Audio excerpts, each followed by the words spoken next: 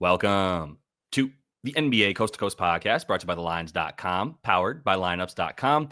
Nate and Josh coming back to you guys here for game 3 NBA finals, 1-1 in the series. We're back in Indy in this one. We're going to be taking a look at some best bets, got some player props. Going to break down this game for you in general here. So make sure to subscribe to that channel. Continue to follow along as we'll be here for each and every one of these finals games as we move forward. Heck, might even have a 7-game series, which would be pretty sweet. But we are looking at there's like 2 and 4 in the last game. Overall, I feel like we've got a pretty good read on this series though. And we just had a fourth quarter that kind of got away from everything in that last game. Definitely fell victim. A couple guys did to that lack of minutes there. So let's get into what we've got for game 3, 5.5 point spread. So this one's expected to be a lot closer. Yeah, I mean, I got a team prop here that I actually really like. I mean, you find this, you scroll down, it's team to make the most 3-pointers. Pacers actually getting better odds than the Thunder, who are not a big 3-point shooting team. As we go back to Indy here, I mean, Indy tied in the last game with the Thunder in threes, despite Aaron Wiggins and Caruso going 9 for like 15 together. And the Pacers just having a real struggle from 3 in OKC. They should, be able to get over this. Like, this is the advantage that a lot of analysts are talking about, is like the Pacers actually have to hit like 3 more threes than the Thunder in every game to win.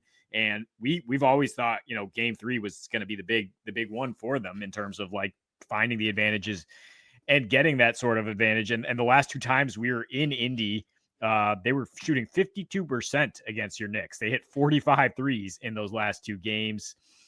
They're shooting 40% in general in the playoffs, whether they're home or away. No other team over 37%. And OKC on the road, sub 30%. They're not even that great at home, 37%, but really, really poor 3-point shooting team on the road. And we compared this to the Denver series a couple times, right? Games 3 and 4, when this series shifted to Denver, they shot 25% in those 2 games. Denver didn't outshoot them because they don't want to shoot threes either. But you look at the Wolves, who are like, how are we going to attack this OKC defense, which gives up the most corner threes, continues to give up the most corner threes in these playoffs, gives up more and better looks above the break on the road. The Wolves won the 3-point battle in the first 4 games of that series before they just said 1, 2, 3 Cancun. So basically every game that was competitive, they were easily winning it. And it was guys, role players, just hitting threes, and then SGA coming down the other way and completely controlling everything, but more inside the arc. So I think this is a really solid advantage here for the Pacers in terms of the threes. And then you just add the context of the series of like, here we go back in a raucous building where role players shoot better at home, and they got a hell of a lot of role players who shoot. Everybody a role player on this team other than Hallie and Pascal probably. And yeah, I got to agree with this. I was talking to you earlier about the splits here for OKC on the road in the playoffs. True shooting drops to 53%. That's worst. That was 13th in the playoffs overall here, but pretty bad for them here on the road. 4-3 record versus the 9-2 when they played at home. And really it's that shooting, 59.5% true shooting at home. It's a huge drop down to 53 when you get back on the road there. And that's what I think biggest concern for people rooting for or trying to back the Thunder to win it all. From the jump, it's been, well, how's Lou Dort going to shoot on the road? How's Kason Wallace going to play on the road? Aaron Wiggins, etc. Answer, not good. Very, very not good, especially for Lou, who we've talked about numerous times now, averages half the amount of points on the road in the playoffs that he does out at home. Well, obviously, not getting 3 to 4 threes from Lou Dort is not going to help your 3-point cause here. And if you're banking on Caruso continuing to shoot 50% from 3, just not what he does. Good, incredible dude, going to get the volume here, but I'm not trying to bank on him to hit 3 threes consistently either. So I think this is a really good look if you can find it. Should be available on at least DraftKings, probably a couple others. I think FanDuel has it, so most of the major ones have that for you. But let me go over to a guy I'm staying away from, and you kind of talked me out of it a little bit, but I didn't need to be too much to talk me out of this. So my initial thought here was under on the PA for Halliburton, and I'm going to tailor that to if I'm going under on him, it's just the assists, because that's what he has not even had the volume in when it comes to playing against the Thunder here.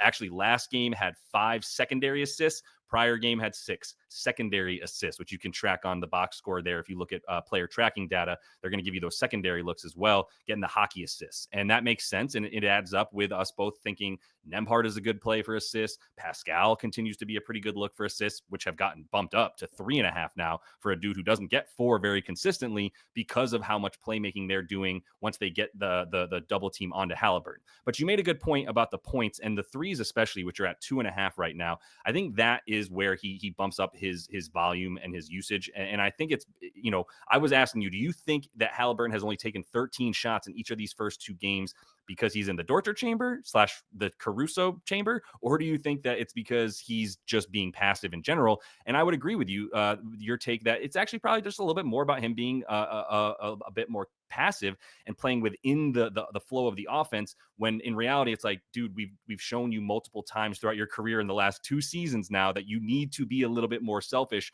for this team to take it to the next level and not just be a nice story of a good passing team. The main reason I believe that it's been his choice to not shoot is because his percentages are so high. So he's clearly not taking shots that would be considered forced within the Indiana offense. And we're saying game 3, it's time to shine here, and more likely that the points down at 17.5, you're getting good value on that for him. So I would agree with you. If you're going to take an under, I think it's the dimes, but I'm probably not going to even combine them because the points could go over nicely. Yeah, if you look at narratives or the trends in his playoff career, right? It's like as soon as he's criticized multiple times for not getting enough shots up, yeah, he's getting like 10 threes up the next game. So for me, for it's like 2.5 threes, it's about even money. That's where I'd be attacking this and probably will. I don't know if he'll get to 27 PA. That kind of depends on the Pacers as a unit, but I mean, they're probably covering 5 points and potentially winning if he does have like a 2010 game. I think they're undefeated in the playoffs when he gets to that. Yeah, we'll see how much it is the defense versus his mindset, but I'm not fading the dude after all this narrative street stuff, going into this last one, especially when he found some momentum in the fourth quarter. You say it's garbage time if you want, but he figured out how to like pass and move and get some shots and not just lean on what he was saying is like you're saying, like, oh, I'm so good with the secondary assists. Like the casual basketball fan doesn't understand. Like I'm getting everything orchestrated. And I'm sure there's a little bit of internal discussion, like, yeah, well, we need you to actually be the primary at Yeah. times here. Yep, agreed. Yeah, I think that's probably the look here is that he's going to be a little bit more aggressive. Still don't think the assist will be there quite as much for him though, like I said, but I think everything's going to be there for this dude. I think this is still low. And if we're playing the number here, like last season when we were in the playoffs with TJ McConnell, dude was averaging about 7, it was about 7 to 9 shots per game that he was looking at usually. Well, he's back at about 6 to 7 shots per game, but he's still a very high percentage shooter because they're all within the free throw line. Like they're all inside of 15 feet. He's not even shooting mid range. He has hit 1 3 in this series. But as far as the points go, we're getting value on the 6.5. And I also think we're getting value on the 3.5 for the dime. So I like putting them together here. And a couple of things I'm looking at with TJ. Well, when he gets at home, really, really nice stuff as well. Goes up to about 14.8 points and assists combined at home in these playoffs for TJMC. Overall, on the PA, he's up at 12.4. So I still think this is a relatively low number. We know that when he comes out and on the second unit there, we're not going to see the same defenders, and he's not going to be getting the bulk of the Caruso or any of those type of defenders on him in this one, even Kason Wallace, who's now starting. So we know Kason's not out there to bother TJ. And the other thing here is that Benedict Mathurin getting a bit more time actually helps TJ a bit on the dimes. It doesn't impact his touches, though. He's at 47.5 touches per game in the first 2, which is third on the team after fourth on the team after Pascal, Hallie, obviously, and then Nemhard. Then it's TJ McConnell, but 50 touches in 18 minutes of play. Pretty absurd. And the offense is that when he's out there, he's the sort of diluted, sort of, watered down version of Halliburton, or let's call him the 2-point version of Halliburton, where it's still very much him dribbling around, them setting screens for him to find that imbalance and space for him, and giving him the option at that point to pull up with that little 10-footer that he shoots, where he just is in the air for as long as he can before he lets it go, or to find guys from the assist, which he's been doing up at near about 9 potentials per game at home on this in these playoffs. Right now. So 9 potentials to get 4 dimes once again for him. I think that's going to be a good look, and he'll continue to be the beneficiary of slightly easier matchups than the other guys on the floor with him. Yeah, and the series is progressing, so it gets smaller, right? So that means maybe the Pacers are even going to play more three Yeah. guard lineups and Yep. get him out there regardless. But I mean, yeah, he should be an engine. The intensity he brings to these games, and now we're talking about his NBA Finals debut at home. Yeah, I think he's going to be going balls to the wall for his entire 20 minutes, Crazy. and maybe he gets a little bit more run. And there's going to be at least one instance where OKC runs away from him to ask him to shoot a three. Yeah. So if that goes down, Yeah. you're a long way towards this prop. But yeah, other side. I mean, you said you don't think Caruso can shoot 50%. Maybe he's shooting about 40% from three in these last few as the playoffs have gone longer. He kind of like saved OKC from like looking like chokers in the first half there in game two. It was all very tense, and then when he finally got in the game, he missed a tough three. Then he just hit a tough three and was just like, the point is he's not scared to shoot at all. He's like out there firing because he is the vet. He is the guy who's like, look, follow me. He's actually, you talk about a lot of touches in a short amount of time. Third in touches on the team, second in front court touches so far in the playoffs. And I mean, he's getting 5.5 catch and shoot threes per game and hitting 46% of them. Compare that to the Denver series where he only hit 22% of his corner threes. Oh, I'm sorry. He hit 50% of his corner threes Yeah. in the Denver series. He's only hitting 22% in against the Pacers. So tells you there's still room for growth. And that's where he's getting open, right? He's just as the game progresses and as SGA draws more and more eyes, he's just going baseline to baseline and getting wide open looks after the ball gets zipped around a little bit. So I do think it's sustainable here for Caruso. I'm not just like saying like 20-point game coming in again here, but we're talking about 9, 10, and the two threes. And I'm considering, I mean, I already hit this a little bit is like Caruso to do 10, two threes, and SGA to get at least 25. You're already talking about 2-1 on your money. And add SGA to get 30, which has been in his sleep so far against this defense. Then you're up to much better odds. And Pacers might even throw in some zone here to try to deal with SGA because they had no answers. They had no answers in game two, not really any in game one either. So I mean, Caruso is your zone breaker. He's very good getting into the middle, making decisions, hitting floaters, and hitting those threes. So I like everything that I would expect here because what we're now going to get into is the younger Thunder and just not trusting them in this spot in their first road NBA Finals game. Caruso, while he only played in the bubble finals, but yeah, he's definitely a little more prepared for this moment.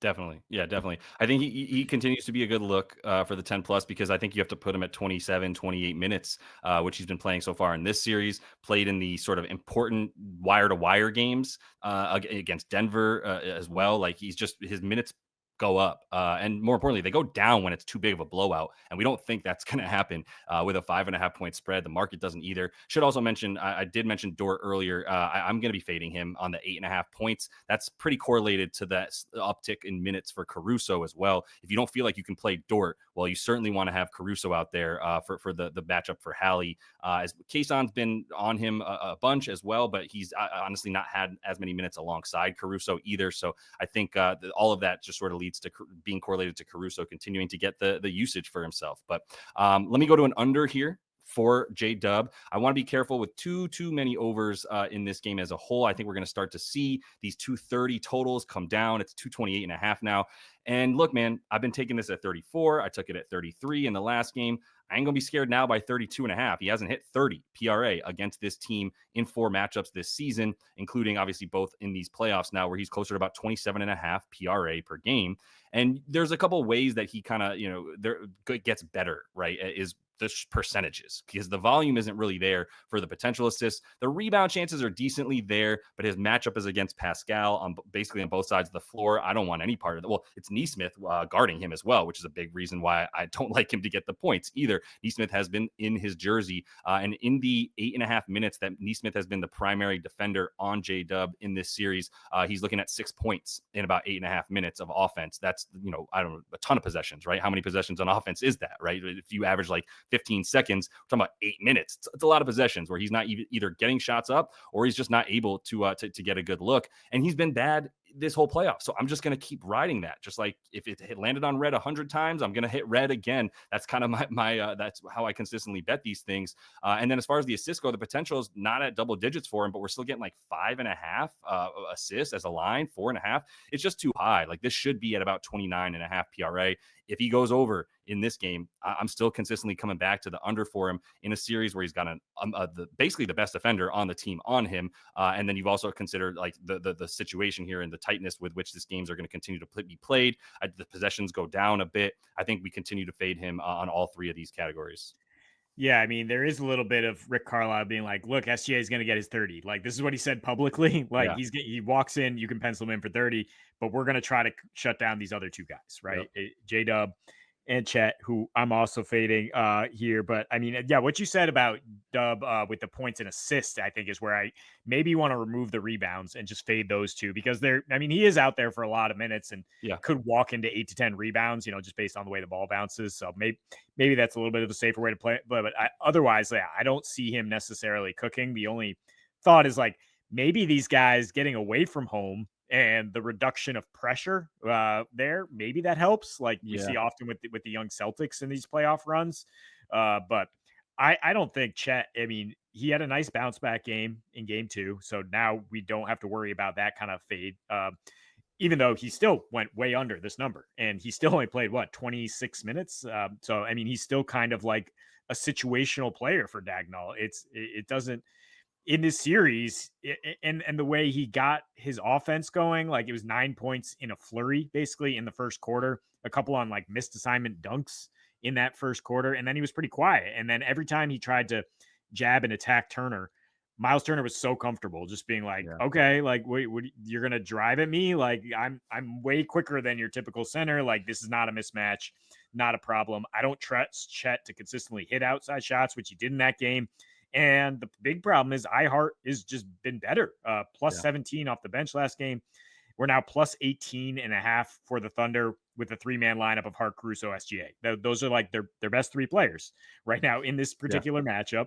It's not these two young guys so far through two games. I mean, there's still time for these young guys to put their stamp on it, but I mean, Chet only grabbed 43% of his rebound chances in his 26 minutes. iHeart is at 65% in the series.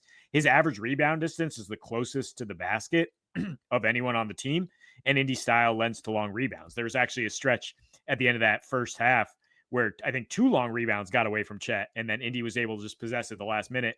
And I remember because that's what screwed me on the OKC over for the first half. It's like, God damn, Chet, get a rebound. But he's also lowest assist to pass ratio on the entire team in these playoffs.